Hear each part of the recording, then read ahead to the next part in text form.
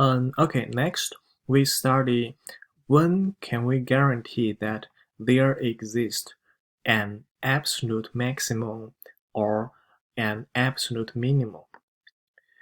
And this is given by this theorem, the extremal value theorem.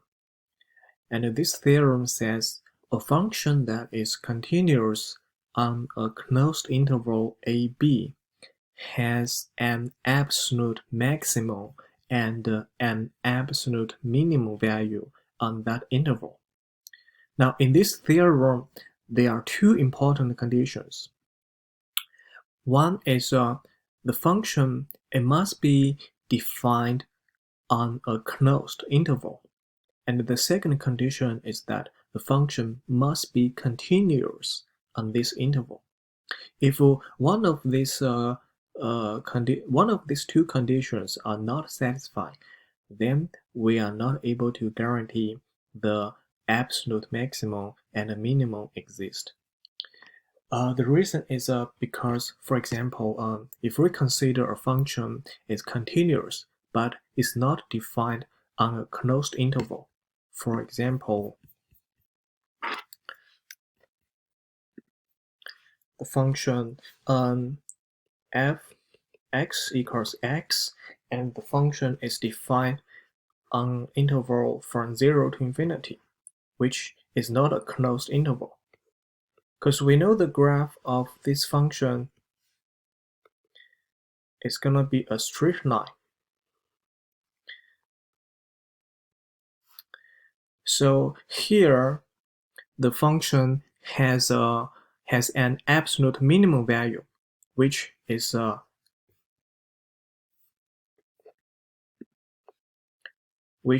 at x equals 0. However, the function doesn't have an absolute maximum value because this side, it keeps going up. So that's why we cannot find the maximum. We cannot guarantee the maximum exists because the function is defined on this interval. Okay.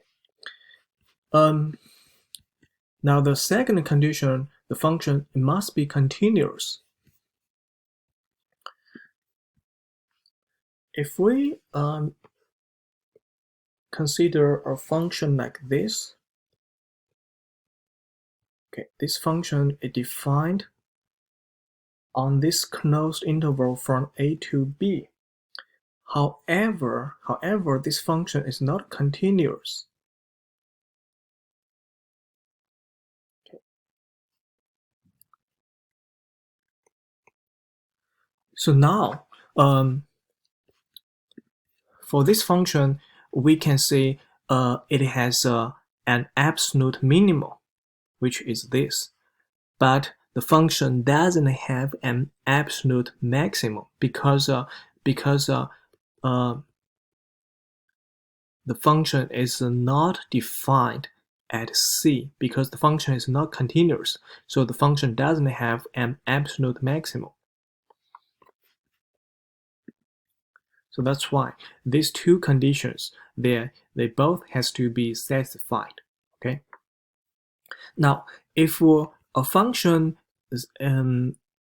satisfies both conditions, then how to find the absolute maximum and absolute minimum? We can do that by following these procedures.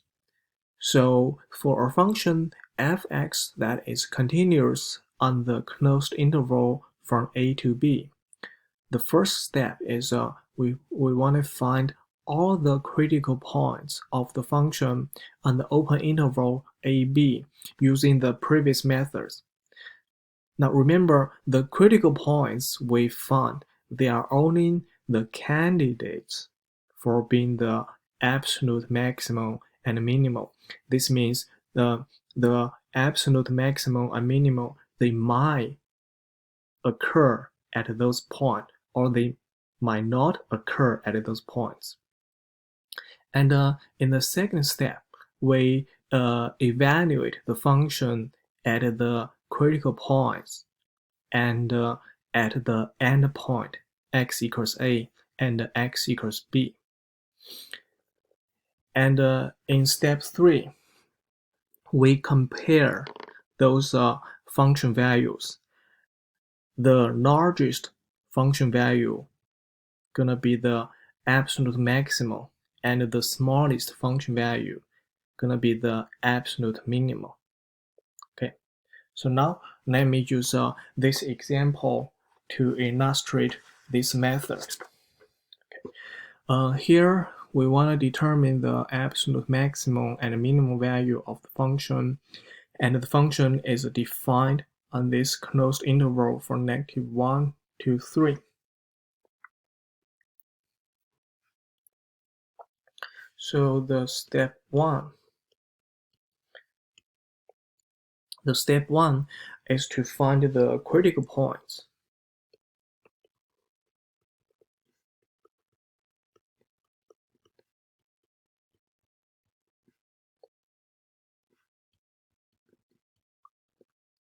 Find all the critical points on the open interval from -1 to 3. So I first take the derivative of the function. So I got 2 minus 3 times 3 over 2x to the power of 3 over 2 minus 1. So I got 2 minus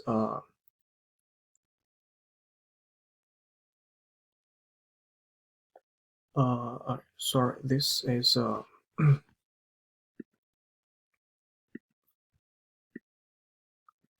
this is 2 over 3. The power is 2 over 3, so that is so this is okay. So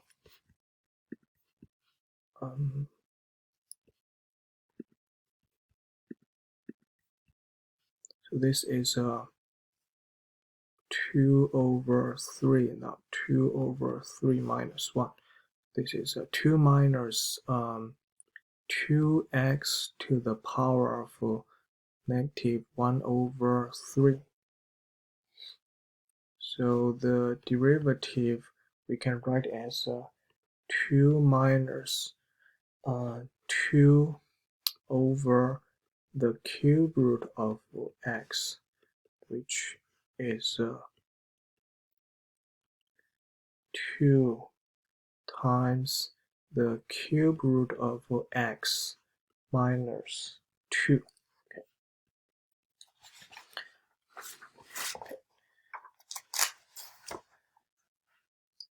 Now, if we consider this derivative, we notice that the denominator is the cube root of x, and if x is 0, this derivative does not exist. So therefore, we found the first critical point. When x equals 0, since the derivative does not exist.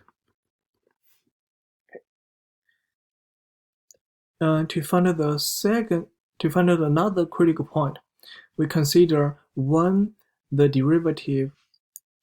the derivative equal 0?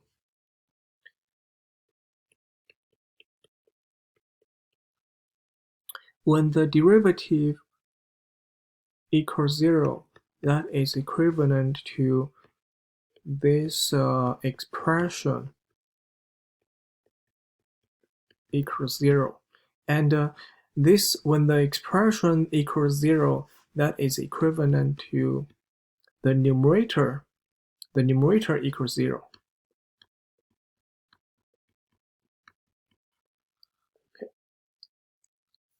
So next, we just need to solve for this equation. And the solution will be our another critical point. So 2 times the cube root of x minus 2 equals 0.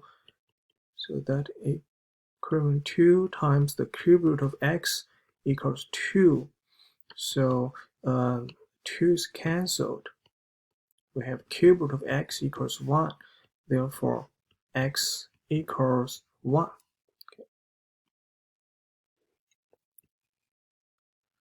Okay.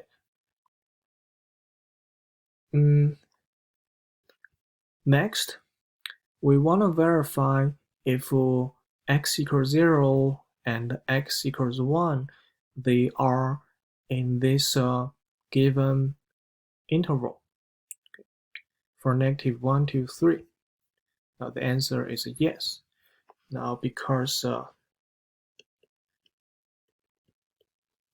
x equals 0 and x equals -1 are in the interval for -1 to 3. So they are both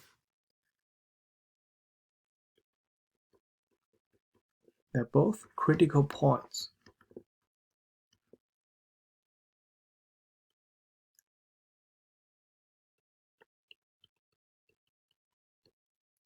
Okay. Okay, after we finish the step 1, now in step 2, we're gonna evaluate the function at these two critical points and at the two endpoints.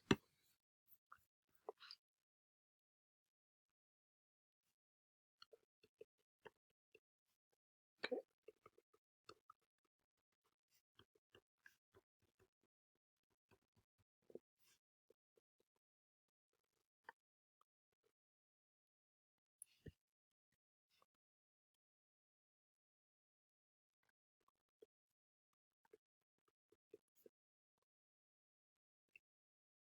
-1, 0, 1, and 3.